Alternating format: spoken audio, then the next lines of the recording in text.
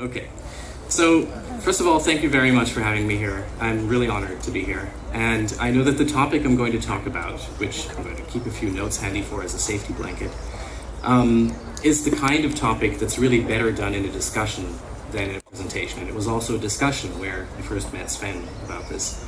And so I hope to get through this relatively quickly and leave us some time for that. Also, this Congress is, of course, about the unexpected and about looking at some of the unexpected things that are coming at us and trying to be prepared for them, to be ahead of the curve, so to speak.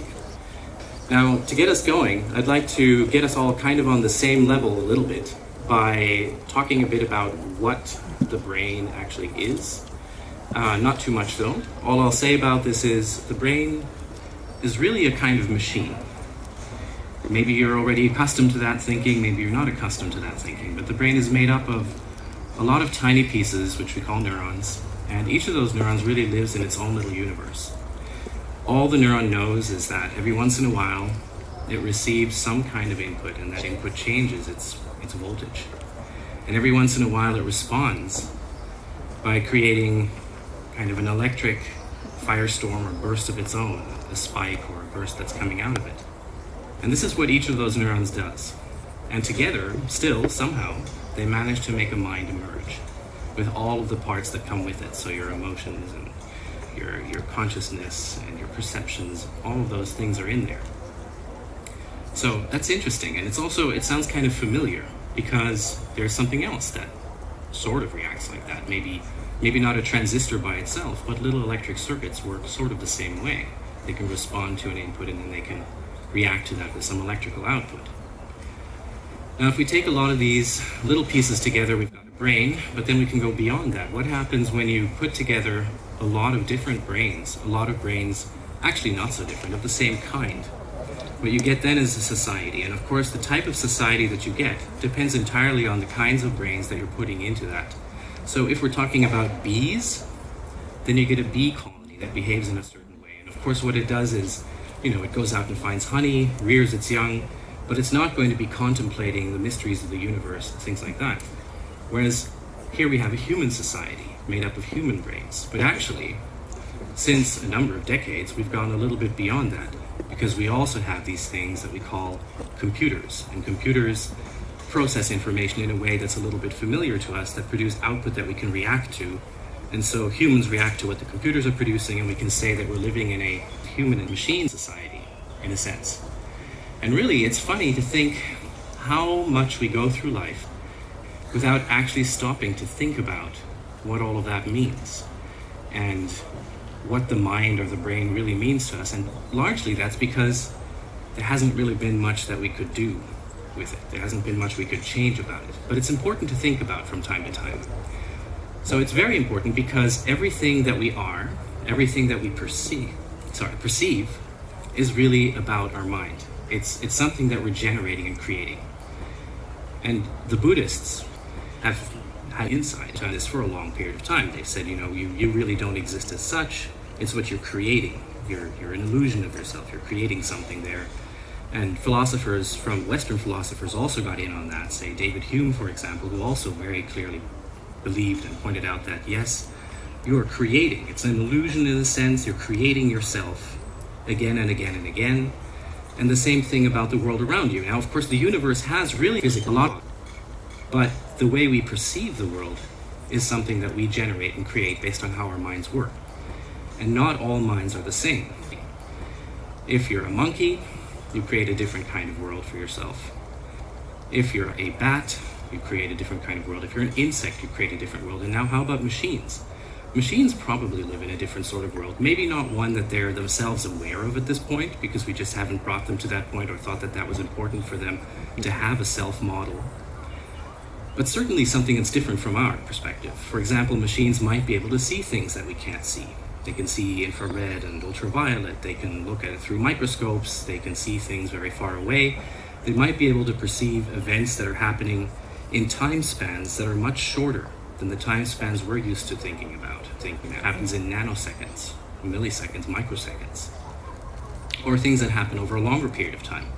Say if a machine is observing tremors and earthquakes over a period of time and tries to perceive what this means in terms of a model of what's going on with the Earth. Now, as I pointed out, this is something that we haven't had a lot to do with so far. We've thought about what this means in terms of AI, where we think about different kinds of thinking and how you can modify thinking and how machines could do things we can't do. Similarly, coming from a different angle, we've thought about how you could modify the physical, how you could modify biology through gene technology, through synthetic biology, but we haven't really thought a lot about what you can do with human intelligence other than through the traditional method of learning, and then every once in a while in some approaches that use, for instance, drugs. And I don't just mean pharmaceuticals, I mean everything from caffeine to alcohol to nicotine, all of these things that we use to upregulate and downregulate what's going on in our brains. Beyond that, there's been very little. Really, the closest that we've come to actually specifically working with the brain and trying to modify something is, for example, a retinal implant or something like deep brain stimulation that's used to help Parkinson's patients overcome tremor, gait problems, and other things. But there are definitely some things changing now. There is a generation of companies that are appearing over a very short period of time now, maybe the last 12 months.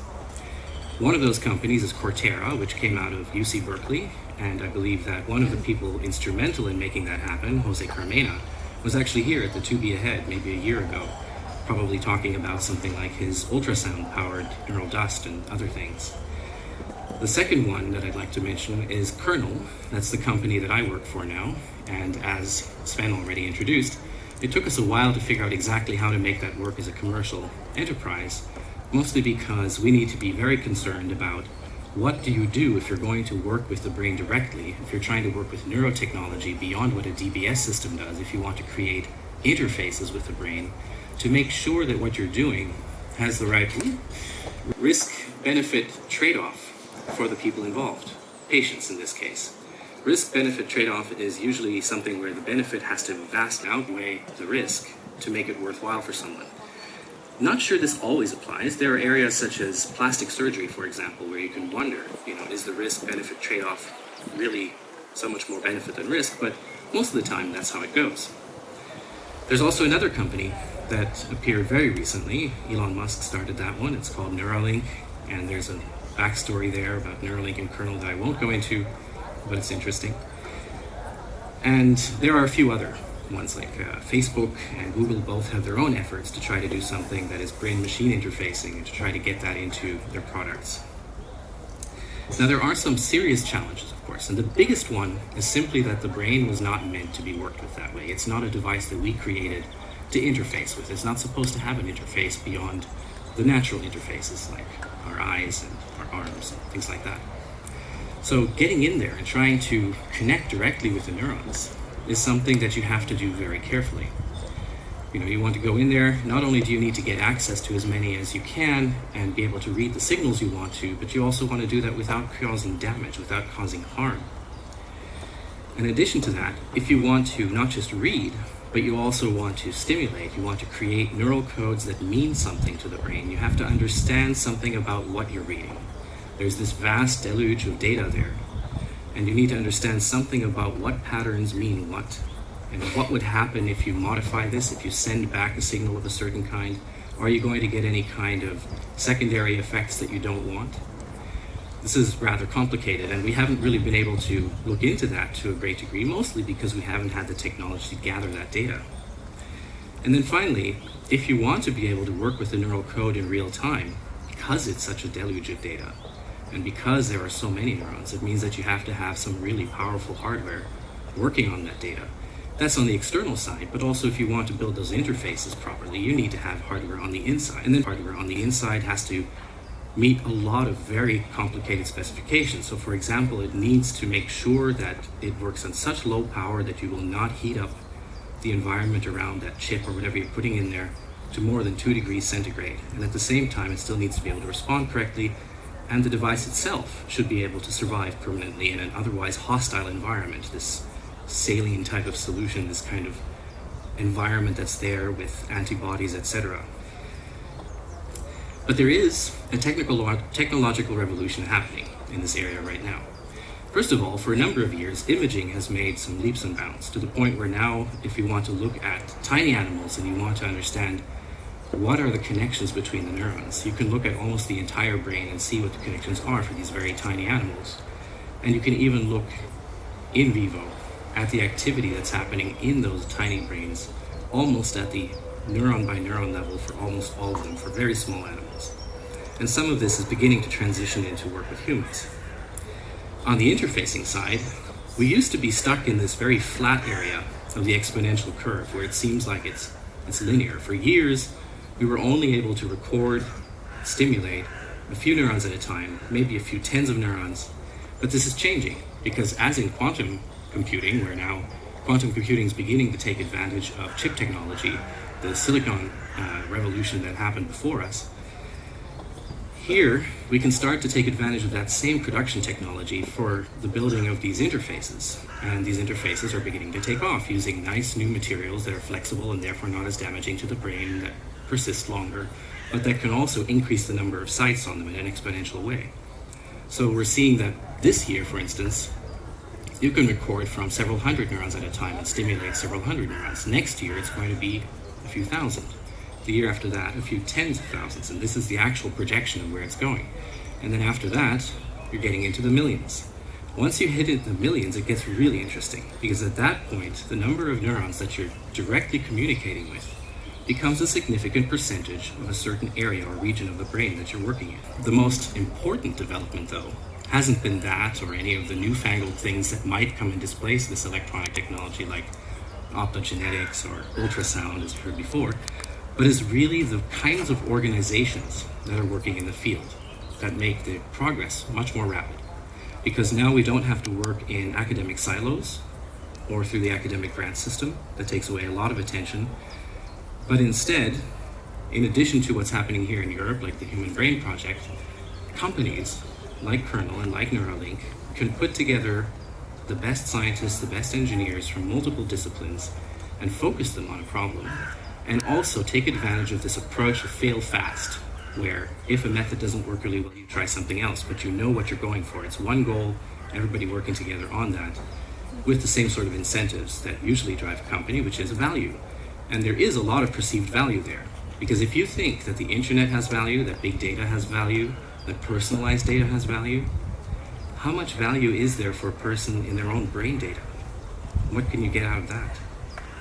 It's still a little bit of an open question because we have to learn to work with a lot of it. But even just monitoring it to see if the state is normal or if there's something happening that is not normal, if you're perhaps becoming ill in some way or if you're going to have a seizure, those things themselves are really useful and valuable.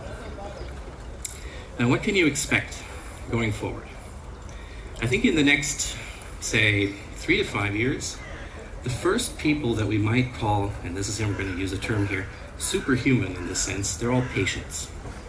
Because the patients, people who have already got a need for a neural interface of some kind, have this good risk-benefit trade-off where they'll want to have the devices.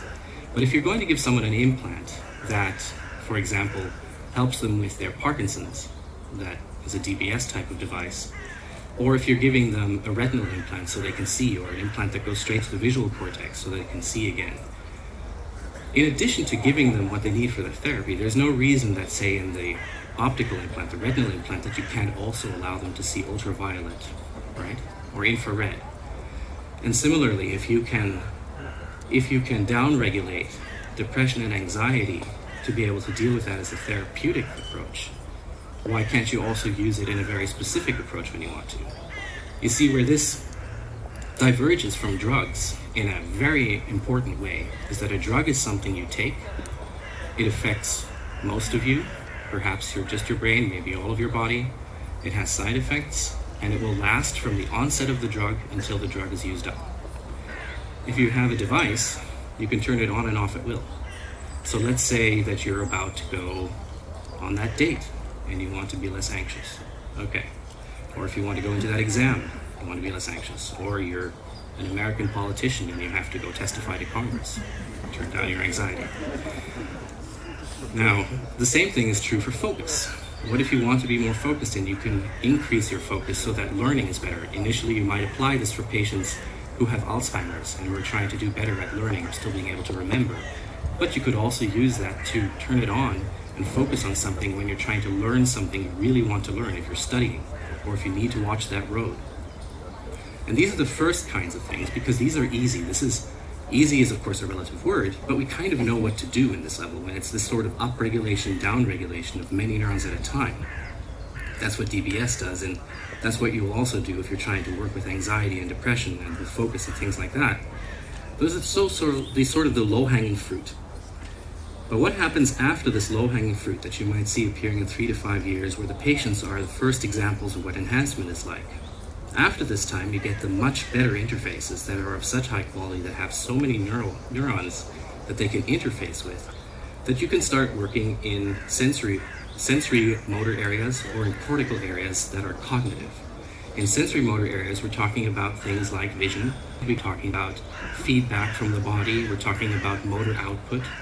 In those areas, you can do things like, well, if we already know a lot about the visual cortex, which we do, the visual cortex is something we know more about than perhaps any other part of the brain, and we have some idea how to make representations appear in there. You could put in representations for something that you want to model that isn't really there. Maybe even something that's going beyond 3 dimensions. I wonder what that would be like. Similarly, if you're working in the prefrontal area, then it gets really interesting because these areas are really part of who you are. It's part of how you respond to things, how you execute something, how you react, and you can move your attention around to different things. So if you get some control there over what you want to do, if you can monitor it and if you can change it, then you get a lot of control over how you as a person, as an individual, react in society. So it gets really interesting. And this is something that maybe some people will want to have because after about 10 years, we'll have reached the point where you can read from enough neurons and write to enough neurons that you can watch the input and output of a small area of the brain, a little piece of tissue, so well that you can attempt to reverse engineer what the function of that area is, that you can predict and anticipate what would happen if you gave it a certain kind of input, what would the output be. If you can do that, if you can predict what this area does, if you can make a model that represents the function of that area, it means that you can build a prosthetic replacement for that piece of tissue. That's really helpful for people who have problems, like someone who has a traumatic brain injury, or someone who has a slightly defective piece of the brain, say in the hippocampus, and they have trouble learning. It's very useful to be able to put in a prosthesis for that. But if you can do that, then you can also selectively choose what you learn and what you don't learn. You can choose to forget certain things. You can choose to introduce new concepts. And if you can do that for one part of the brain, there isn't really any reason you can't do that for other pieces of the brain, because they're really very similar. Neurons are still these little machines that respond to activity and produce activity. So if you can do that for more and more pieces of the brain, it gets even more weird. What happens if you start to do this for all of the pieces of the brain? What if you did that? Well, at that point, we get to what we call brain emulation. And then people start talking to me about mind uploading and what does that mean.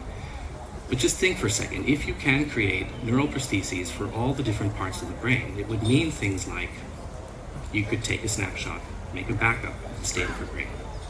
Now if you try something, if you try to make an enhancement, you could have an undo button where you can go back to a state that worked if something went wrong. You can make a copy and keep it on a secure computer that is going to be able to run for a very long period of time, so that you are sure that you will continue to be able to think and to exist in some way for a long period of time, interacting through whatever physical means you want, some other body, maybe even some body that is suited to a completely different environment, like living in space. You can interact with machines in a way that you normally can't. You can make their senses, the way that they experience the world, something that feels as normal to you as, say, vision does to you or hearing does to you. So it becomes really weird in science fiction at that point. And it's very hard to predict what that means. It's kind of like asking someone when the internet first came along, well, what sort of emails are people going to send to each other? But of course, it was way more than just emails. And it's the same thing here. What are people going to do? We don't really know. Some people may focus in one direction and develop there. Some people may decide to focus on something else and develop in that direction. So you could almost call that point a speciation event, where humanity can become specialized to be perfectly suitable for more than just one niche in the evolutionary sort of environment that's there. And so here we've come all the way from what is a single neuron and that the brain is a kind of machine to this possibility that, like our machines, we can evolve along with them, we can become part of them, we can become part of each other, we could change in some big way, things that we can't even imagine at this point. But I'd like to leave you with that thought, especially since this is all stuff that, even if I'm wrong by a factor of 2 or a factor of 4, it's still happening within not maybe the next 15 years, but the next 30 or the next 60, which is totally relevant to us today and to our children. Thank you.